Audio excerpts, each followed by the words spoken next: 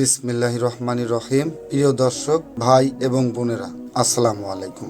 আজ ভারত পাকিস্তান সংঘাত ও বাংলাদেশ নিয়ে কিছু কথা বলবো। ভারত ও পাকিস্তানের মধ্যকার সম্পর্ক চিরকালেরই টানটান, কিন্তু সম্প্রতি কাশ্মীর সীমান্তে সংঘর্ষ, কূটনৈতিক বাকযুদ্ধ আর সেনা মোতায়েনের আবারও এক যুদ্ধের ইঙ্গিত দিচ্ছে। ভারতের মিডিয়া বেশ আগ্রাসী টোনে কথা বলছে, আর পাকিস্তানও পাল্টা জবাব দিতে দেরি করছে না।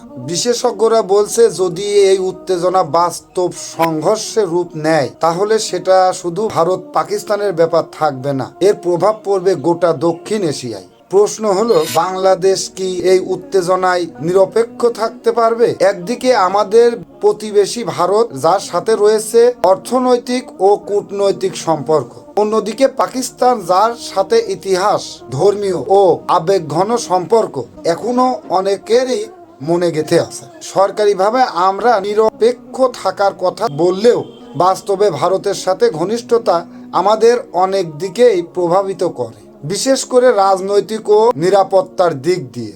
এই যুদ্ধ যদি হয় তাহলে আমাদের দেশের উপর এর কি প্রভাব পড়বে? প্রথমত, রোহিঙ্গা ইস্যুতে আন্তর্জাতিক ফোকাস আরো সরবে। দ্বিতীয়ত, সীমান্তে অনুপ্রবেশ, অস্ত্র ও মাদক চোরাচালান বাড়তে পারে। তৃতীয়ত, দেশের ভিতরেই ধর্মীয় উগ্রতা বা সহানুভূতির নামে বিভাজন হতে পারে। সবচেয়ে বড় কথা, এই উত্তেজনার সুযোগ নিয়ে বাংলাদেশে বিদেশি শক্তি প্রভাব বিস্তারের চেষ্টা করতে পারে, যা আমাদের সার্বভৌমত্বের জন্য হুমকি হতে পারে। এই পরিস্থিতিতে আমাদের দরকার বিচক্ষণতা, কূটনৈতিকভাবে নিজেদের অবস্থান শক্ত করা, সীমান্ত নিরাপত্তা জোরদার করা আর অভ্যন্তরীণ শান্তি রক্ষা করা। এই তিনটি দিকে মনোযোগ দিতে হবে। সাথে সাথে জনগণকেও সচেতন থাকতে হবে।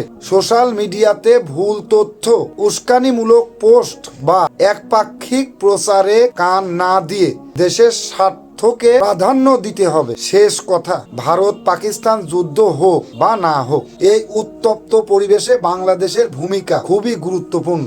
আমরা চাই না যুদ্ধ, আমরা চাই না সংঘাত, কিন্তু শান্তি রক্ষা করতে হলে শক্ত অবস্থান নিতে হবে নিজের দেশের স্বার্থেই। আপনি কি ভাবছেন এই পুরো পরিস্থিতি নিয়ে? নিচের কমেন্টে জানান। আলোচনা হোক যুক্তি দিয়ে, গালাগালি নয়। পরবর্তী ভিডিওতে দেখা হবে। সাবধানে থাকবেন, সতর্ক থাকবেন, সচেতন থাকবেন। ভিডিওটি ভালো লাগলে লাইক ও শেয়ার করুন। আল্লাহ হাফেজ।